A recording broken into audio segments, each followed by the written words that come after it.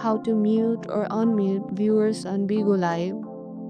During your live stream, tap the viewer icon, usually at the top or side, to open the viewer list. From the viewer list or show directly on chat, tap the user's avatar or name, tap Manage in the menu that appears, select Mute.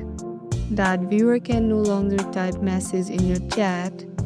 Nice, your chat is quieter and more focused.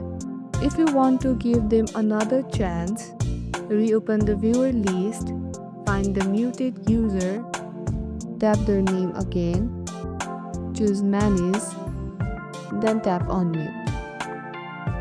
They can now send messages again. Give them a fresh start. And that's how you stay in control of your chat on Bigo Live.